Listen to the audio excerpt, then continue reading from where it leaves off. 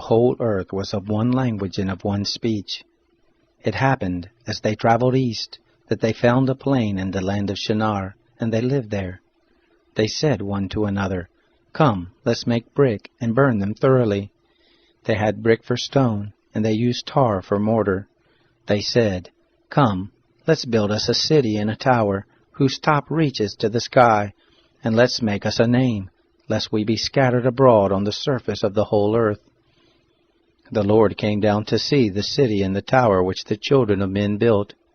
The Lord said, "Behold, they are one people, and they have all one language, and this is what they begin to do. Now nothing will be withheld from them which they intend to do. Come, let's go down, and there confuse their language, that they may not understand one another's speech." So the Lord scattered them abroad from there on the surface of all the earth. They stopped building the city.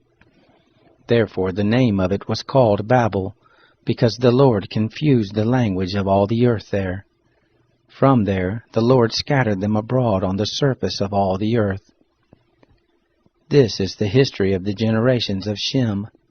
Shem was 100 years old, and became the father of Arpachshad 2 years after the flood. Shem lived after he became the father of Arpachshad 500 years, and became the father of sons and daughters. Arpachshad lived 35 years, and became the father of Shelah. Arpachshad lived after he became the father of Shelah 403 years, and became the father of sons and daughters. Shelah lived 30 years, and became the father of Eber. And Shelah lived after he became the father of Eber 403 years, and became the father of sons and daughters. Eber lived 34 years, and became the father of Peleg. Eber lived after he became the father of Peleg 430 years, and became the father of sons and daughters. Peleg lived 30 years, and became the father of Reu. Peleg lived after he became the father of Reu 209 years, and became the father of sons and daughters. Reu lived 32 years, and became the father of Serug.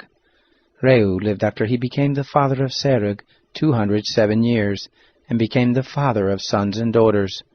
Serug lived 30 years, and became the father of Nahor. Serug lived after he became the father of Nahor 200 years, and became the father of sons and daughters. Nahor lived 29 years, and became the father of Terah. Nahor lived after he became the father of Terah 119 years, and became the father of sons and daughters. Terah lived 70 years, and became the father of Abram, Nahor, and Haran. Now this is the history of the generations of Terah. Terah became the father of Abram, Nahor, and Haran. Haran became the father of Lot. Haran died before his father Terah in the land of his birth, in Ur of the Chaldees. Abram and Nahor took wives. The name of Abram's wife was Sarai, and the name of Nahor's wife Milcah, the daughter of Haran, who was also the father of Iscah. Sarai was barren. She had no child. Terah took Abram his son, Lot the son of Haran his son's son, and Sarai his daughter-in-law, his son Abram's wife.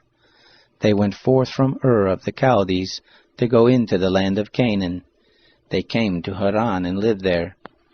The days of Terah were 205 years. Terah died in Haran. Now the Lord said to Abram, "Get out of your country, and from your relatives, and from your father's house, to the land that I will show you. I will make of you a great nation. I will bless you, and make your name great. You will be a blessing. I will bless those who bless you, and I will curse him who curses you. In you will all the families of the earth be blessed." So Abram went as the Lord had spoken to him. Lot went with him. Abram was 75 years old when he departed out of Haran. Abram took Sarai his wife, Lot his brother's son, all their substance that they had gathered, and the souls who they had gotten in Haran, and they went forth to go into the land of Canaan, and into the land of Canaan they came. Abram passed through the land to the place of Shechem, to the oak of Moreh.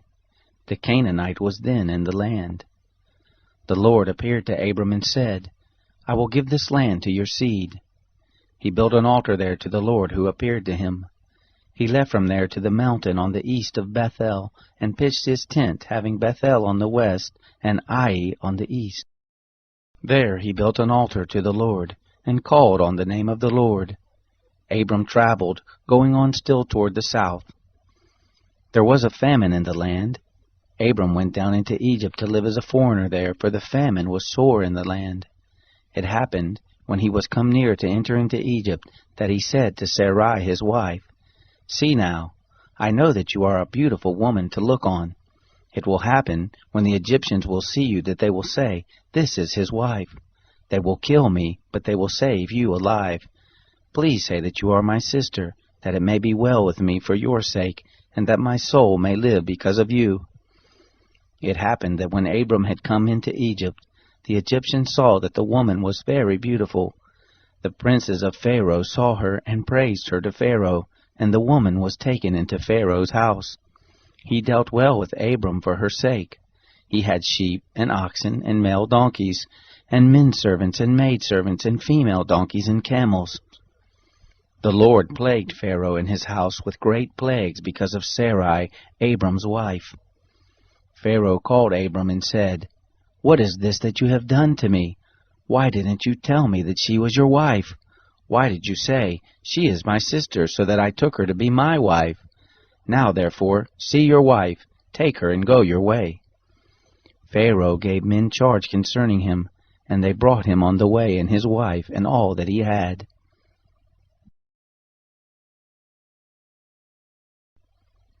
Abram went up out of Egypt, he, his wife, all that he had, and Lot with him, into the south. Abram was very rich in cattle, in silver, and in gold. He went on his journeys from the south even to Bethel, to the place where his tent had been at the beginning, between Bethel and Ai, to the place of the altar, which he had made there at the first. There Abram called on the name of the Lord. Lot also, who went with Abram, had flocks and herds and tents. The land was not able to bear them, that they might live together, for their substance was great, so that they could not live together. There was strife between the herdsmen of Abram's cattle and the herdsmen of Lot's cattle, and the Canaanite and the Perizzite lived then in the land. Abram said to Lot, "Please, let there be no strife between me and you, and between my herdsmen and your herdsmen, for we are relatives. Isn't the whole land before you? Please separate yourself from me. If you go to the left hand, then I will go to the right, or if you go to the right hand, then I will go to the left." Lot lifted up his eyes and saw all the plain of the Jordan, that it was well watered everywhere, before the Lord destroyed Sodom and Gomorrah. It was like the garden of the Lord, like the land of Egypt as you go to Zoar. So Lot chose the plain of the Jordan for himself. Lot traveled east, and they separated themselves the one from the other. Abram lived in the land of Canaan, and Lot lived in the cities of the plain, and moved his tent as far as Sodom. Now the men of Sodom were exceedingly wicked, and sinners against the Lord. The Lord said to Abram, after Lot was separated from him, "Now lift up your eyes and look from the place where you are, northward and southward, and eastward and westward. For all the land which you see I will give to you, and to your offspring forever.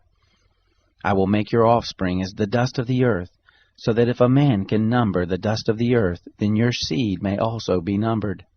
Arise, walk through the land in the length of it, and in the breadth of it, for I will give it to you." Abram moved his tent and came and lived by the oaks of Mamre, which are in Hebron, and built an altar there to the Lord.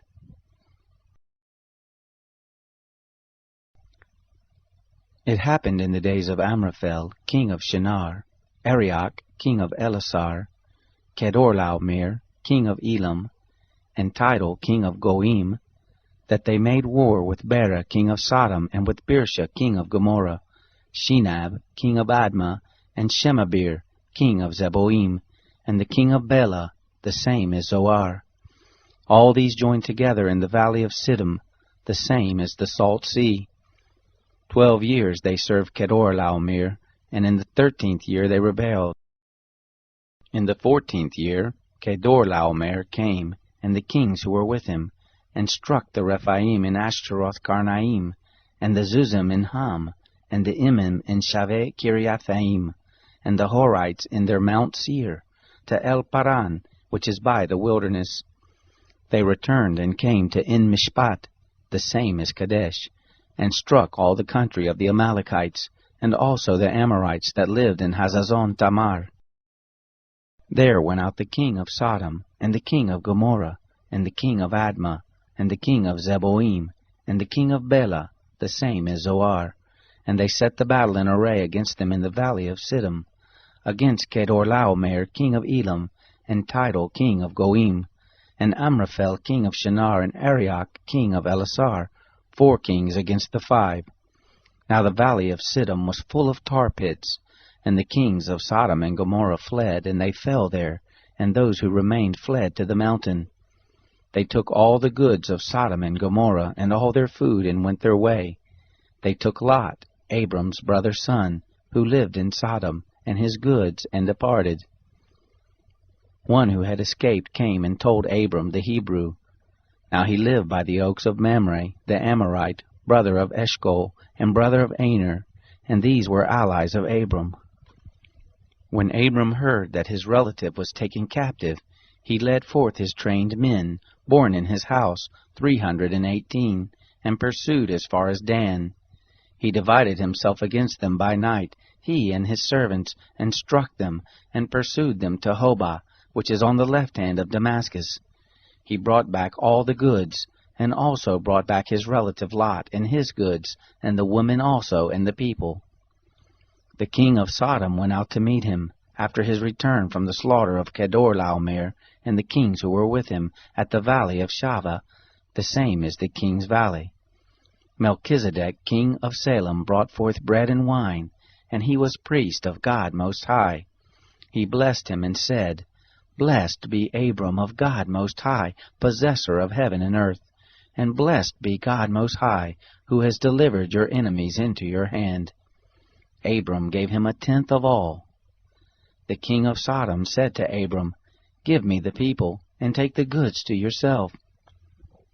Abram said to the king of Sodom, I have lifted up my hands to the Lord God Almighty, possessor of heaven and earth, that I will not take a thread, nor a shoe latchet, nor anything that is yours, lest you should say, I have made Abram rich, except only that which the young men have eaten, and the portion of the men who went with me, Aner, Eshcol, and Mamre, let them take their portion.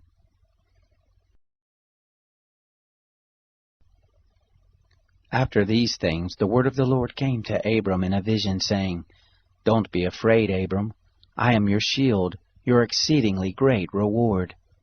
Abram said, Lord God, what will you give me, seeing I go childless, and he who will inherit my estate is Eliezer of Damascus?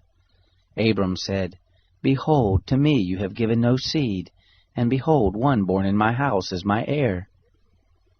Behold, the word of the Lord came to him, saying, This man will not be your heir, but he who will come forth out of your own body will be your heir.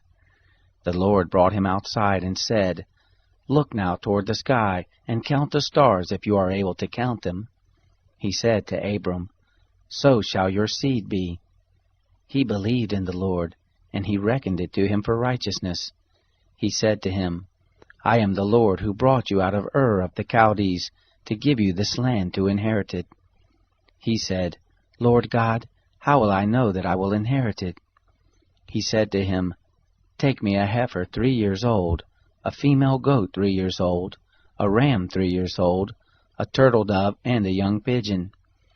He took him all these and divided them in the middle, and laid each half opposite the other, but he didn't divide the birds. The birds of prey came down on the carcasses, and Abram drove them away. When the sun was going down, a deep sleep fell on Abram. Now terror and great darkness fell on him. He said to Abram, Know for sure that your seed will live as foreigners in a land that is not theirs, and will serve them. They will afflict them 400 years. I will also judge that nation whom they will serve. Afterward they will come out with great substance. But you will go to your fathers in peace. you will be buried in a good old age. In the 4th generation they will come here again, for the iniquity of the Amorite is not yet full. It came to pass that, when the sun went down and it was dark, behold, a smoking furnace and a flaming torch passed between these pieces. In that day the Lord made a covenant with Abram, saying, To your seed have I given this land, from the river of Egypt to the great river, the river Euphrates, the Kenites, the Kenizzites, the Cadmonites, the Hittites, the Perizzites, the Rephaim, the Amorites, the Canaanites, the Girgashites, and the Jebusites. Seeing the multitudes, he went up onto the mountain. When he had sat down, his disciples came to him. He opened his mouth and taught them, saying, Blessed are the poor in spirit, for theirs is the kingdom of heaven. Blessed are those who mourn, for they shall be comforted. Blessed are the gentle, for they shall inherit the earth. Blessed are those who hunger and thirst after righteousness, for they shall be filled. Blessed are the merciful, for they shall obtain mercy. Blessed are the pure in heart, for they shall see God. Blessed are the peacemakers, for they shall be called sons of God. Blessed are those who have been persecuted for righteousness' sake, for theirs is the kingdom of heaven. Blessed are you when people reproach you, persecute you, and say all kinds of evil against you falsely for my sake. Rejoice and be exceedingly glad, for great is your reward in heaven, for that is how they persecuted the prophets who were before you. You are the salt of the earth, but if the salt has lost its flavor, with what will it be salted? It is then good for nothing, but to be cast out and trodden under the feet of men. You are the light of the world. A city located on a hill can't be hidden. Neither do you light a lamp and put it under a measuring basket, but on a stand, and it shines to all who are in the house. Even so, let your light shine before men, that they may see your good works, and glorify your Father who is in heaven. Don't think that I came to destroy the law or the prophets. I didn't come to destroy, but to fulfill. For most assuredly I tell you, until heaven and earth pass away, not even one smallest letter or one tiny pen stroke shall in any way pass away from the law until all things are accomplished. Whoever, therefore, shall break one of these least commandments and teach others to do so, shall be called least in the kingdom of heaven. But whoever shall do and teach them shall be called great in the kingdom of heaven. For I tell you that unless your righteousness exceeds that of the scribes and Pharisees, there is no way you will enter into the kingdom of heaven. You have heard that it was said to the ancient ones, You shall not murder, and whoever shall murder shall be in danger of the judgment. But I tell you that everyone who is angry with his brother without a cause shall be in danger of the judgment. And whoever shall say to his brother, Raca, shall be in danger of the council. And whoever shall say, You fool, shall be in danger of the fire of Gehenna. If therefore you are offering your gift at the altar, and there remember that your brother has anything against you, leave your gift there before the altar and go your way. First be reconciled to your brother, and then come and offer your gift. Agree with your adversary quickly, while you are with him in the way, lest perhaps the prosecutor deliver you to the judge, and the judge deliver you to the officer, and you be cast into prison. Most assuredly, I tell you, you shall by no means get out of there until you have paid the last penny. You have heard that it was said, You shall not commit adultery. But I tell you that everyone who gazes at a woman to lust after her has committed adultery with her already in his heart. If your right eye causes you to stumble, pluck it out and throw it away from you, for it is profitable for you that one of your members should perish than for your whole body to be cast into Gehenna. If your right hand causes you to stumble, cut it off and throw it away from you, for it is profitable for you that one of your members should perish, and not your whole body be thrown into Gehenna. It was also said, Whoever shall put away his wife, let him give her a writing of divorce. But I tell you that whoever puts away his wife, except for the cause of sexual immorality, makes her an adulteress, and whoever marries her when she is put away commits adultery. Again you have heard that it was said to them of old time, You shall not make false vows, but shall perform to the Lord your vows. But I tell you, don't swear at all, neither by heaven, for it is the throne of God, nor by the earth, for it is the footstool of his feet, nor by Jerusalem, for it is the city of the great King. Neither shall you swear by your head, for you can't make one hair white or black. but let your yes be yes, and your no be no. Whatever is more than these is of the evil one. You have heard that it was said, an eye for an eye, and a tooth for a tooth. But I tell you, don't resist him who is evil.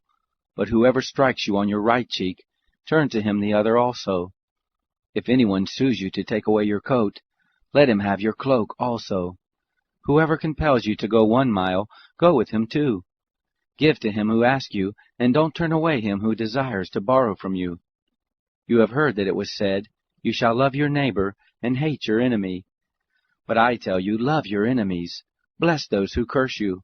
Do good to those who hate you, and pray for those who mistreat you and persecute you, that you may be sons of your Father who is in heaven. For he makes his sun to rise on the evil and the good, and sends rain on the just and the unjust. For if you love those who love you, what reward do you have? Don't even the tax collectors do the same? If you only greet your friends, what more do you do than others? Don't even the tax collectors do the same?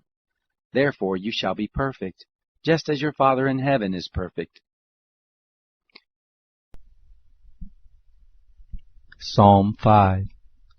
For the chief musician with the flutes, a psalm by David. Give ear to my words, Yahweh, consider my meditation. Listen to the voice of my cry, my King and my God, for to you do I pray. Yahweh, in the morning you shall hear my voice. In the morning I will lay my request before you, and will watch expectantly. For you are not a God who has pleasure in wickedness. Evil can't live with you. The arrogant shall not stand in your sight. You hate all workers of iniquity. You will destroy those who speak lies. Yahweh abhors the bloodthirsty and deceitful man. But as for me, in the abundance of your loving kindness, I will come into your house. I will bow toward your holy temple in reverence of you. Lead me, Yahweh, in your righteousness because of my enemies. Make your way straight before my face. For there is no faithfulness in their mouth. Their heart is destruction. Their throat is an open tomb. They flatter with their tongue. Hold them guilty, God. Let them fall by their own counsels. Thrust them out in the multitude of their transgressions, for they have rebelled against you. But let all those who take refuge in you rejoice. Let them always shout for joy, because you defend them. Let them also who love your name be joyful in you, for you will bless the righteous. Yahweh, you will surround him with favor as with a shield.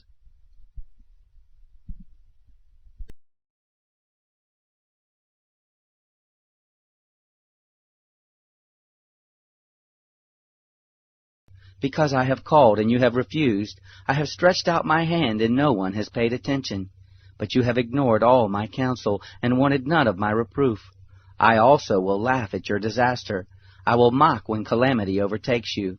When calamity overtakes you like a storm, when your disaster comes on like a whirlwind, when distress and anguish come on you. Then they will call on me, but I will not answer. They will seek me diligently, but they will not find me. Because they hated knowledge and didn't choose the fear of Yahweh. They wanted none of my counsel. They despised all my reproof. Therefore they will eat of the fruit of their own way and be filled with their own schemes. For the backsliding of the simple will kill them. The careless ease of fools will destroy them. But whoever listens to me will dwell securely and will be at ease without fear of harm.